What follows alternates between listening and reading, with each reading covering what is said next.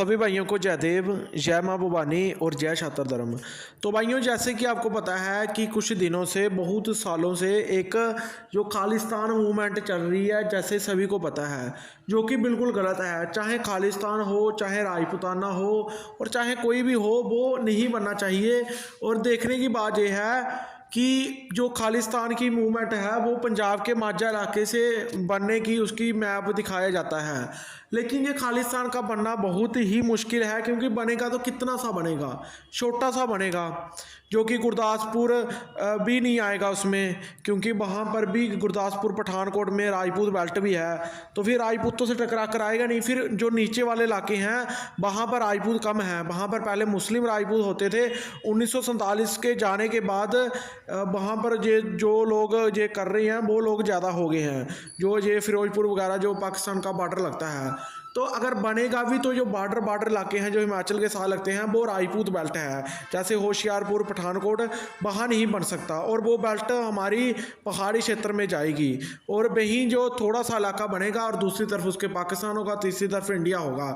अगर बनेगा भी तो ये छोटा सा आएगा। आप देखिए मैप में, ये कोई छोटा सा है, पंजाब हिमाचल प्रदेश से भी छोटा।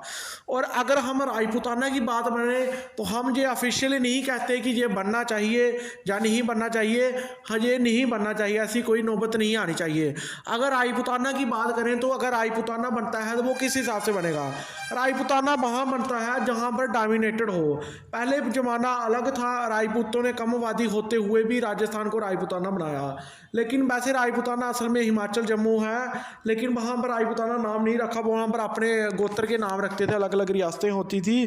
तो ऐसे ही बहुत सारे देश पर क्षत्रियों ने पूरे देश पर ही राज किया है, लेकिन बाकी देश में क्षत्रियों की इतनी आबादी नहीं है जितनी कि हिमाचल, जहाँ जम्मू या उत्तराखंड में है।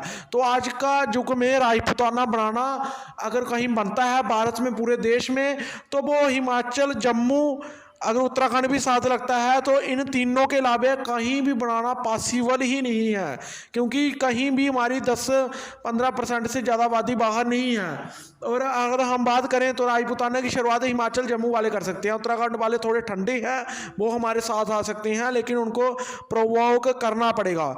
लेकिन ये चीज़ को हम सपोर्ट नहीं करते, हम इसलिए बता रहे हैं इनकी आंख खोलने के लिए कि आप छोटा सा जो खालिस्तान मांग रहे हो ये नहीं टिक सकता। और अगर राजपूतों ने मांग लिया तो उनका कितना बड़ा बनेगा आप खुद अंदाजा लगा सकते हो क्या? आप देखिए कि हिमाचल में हर बार राजपूत सीएम बनाना पड़ता है, चाहे बीजेपी हो चाहे कांग्रेस हो। उत्तराखंड में राजपूत सीएम बनाना पड़ता है, चाहे बीजेपी हो चाहे कांग्रेस हो। जम्मू से भी जो एनसी के सबसे बड़े जो नेता थे वो राजपूत थे, जो पिछला डिप्टी सीएम था वो राजपूत था। और कश्मीर एक अलग हिस्सा है, कश्मीर बाद में मिला है जब डोगरा राज आया। पहले देव डायनेस्टी का राज था, डोगरा राजपूत राज, बाद में डायनेस्टी बनी थी राजपूत की, डोगरा डायनेस्टी।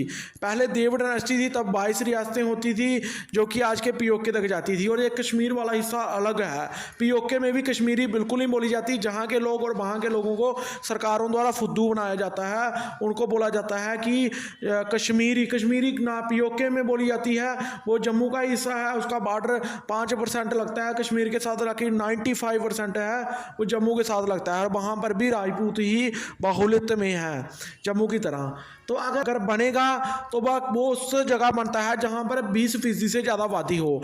ऐसा पूरा जो सेंसस है ये जम्मू, हिमाचल, उत्तराखंड के साथ लगता है। और आप देख लीजिए उत्तराखंड कितना बड़ा है, इसका सीधे सीधे हिमाचल बन जाएगा। हिमाचल में भी 35-40% आबादी राजपूत है, उत्तराखंड में भी 35-40% राजपूत है। सिर्फ एक जो सहारनपुर के साथ देहरादून लगता है वहाँ पर थोड़ी कम है, लेकिन वो खुद ब खुद कब्जे में आ जाएगा। जब बाहुबली क्षत्रिय जब पूरा इलाका घेर रहे होंगे तो वो तो ऑटोमेटिकली कब्जे में आएगा ही, वो कितने देर ही टिक पाएगा।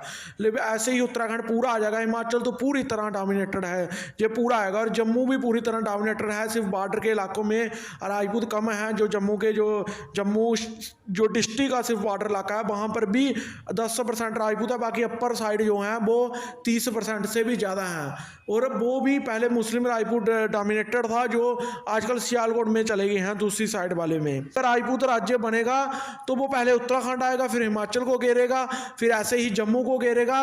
और जम्मू को घेरते घेरते पीओके वाले भी जो राजपूत हैं और बाकी कम्युनिटी वो परेशान हैं पाकिस्तान से, तो फिर अगर पीओके के मुस्लिम राजपूत भी सपोर्ट कर सकते हैं, और वो तो बिम्बर मीरपुर से बहुत सारे बाहर देश में हैं, तो अगर बाहर से भी बहुत सारी जब सपोर्ट आएगी तो पीओके को घेरना राजपूतों के लिए मुश्किल नहीं होगा। और आज ये हम अंदाज़ा उस वक्त का लगा रहे हैं कि अगर सरकार नहीं होती, पहले का ज़माना होता, तो आबादी के हिसाब से हमने हिमाचल भी घेर, उत्तराखंड भी घेर लेना था, हिमाचल भी घेर लेना था, जम्मू भी घेर लेना था, और पीओके भी घेर लेना। पीओके में लगभग 20 से 25% मुस्लिम राजपूत हैं, और जम्मू में भी 30% से ज़्यादा हैं। ऐसे घेरते घेरते इन सब इलाकों की टोटल आबादी हमारी 35-40% बन जानी थी। और इसके आगे ही पीओके के आगे रावलपिंडी पोतोहार रीजन है, जो पंजाब प्रांत का पोतोहार रीजन है, वो भी पहाड़ी राजपूत बाहुल्य है। और ये पूरा मिलाकर एक बहुत बड़ा देश बन सकता था, और पूरा सीधा सीधा आता है इसका पूरा रास्ता, पोतोहार, फिर पीओके, फिर जम्मू, और फिर जो हिमाचल, फिर उत्तराखंड। ये 5 स्टेट को मिलाकर राजपूत बाहुल्य बहुत बड़ा ये राजपूताना देश बन सकता था अगर आज की सरकारें नहीं होती तो। और वैसे अगर पंजाब को बनाना हो, ये कैसे बनाएंगे, क्योंकि जो खालिस्तान की डिमांड करते हैं उसमें सभी जाति के लोग हैं, वो मिक्स वर्जन है सबका। और जो राजपूत हैं वो जंगजू लड़ाके हैं सबके सब, क्योंकि एक होंगे, क्षत्रिय एक होगा, तो उसमें कोई अलग अलग जाति नहीं होगी, उसमें अलग अलग जाति होगी, और उसमें जो राजपूतों में कोई भेदभाव नहीं होगा। और जब वो जंगजू लड़ाके बनकर करेंगे तो फिर पूरा अपने कब्जे में ये एरिया ले लेते।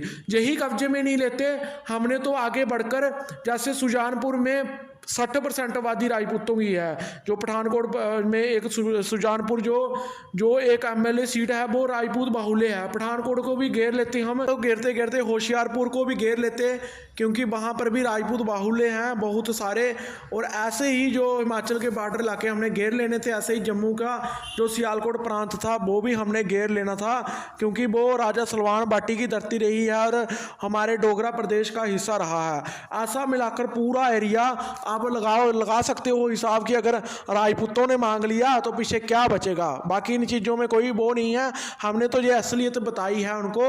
जो लोग कहते हैं कि क्षत्रियों ने क्या किया है, क्षत्रिय आज भी जहाँ पर सबसे ज़्यादा आबादी में है, और किसी जाति की इतनी आबादी नहीं होगी इन इलाकों में। हम तो दोनों देशों के बॉर्डरों में, दोनों तरफ के बॉर्डरों में इतने आबादी में एक जगह गुस्से में बैठे हुए हैं, और तुम पूछते हो राजपूतों ने क्या किया।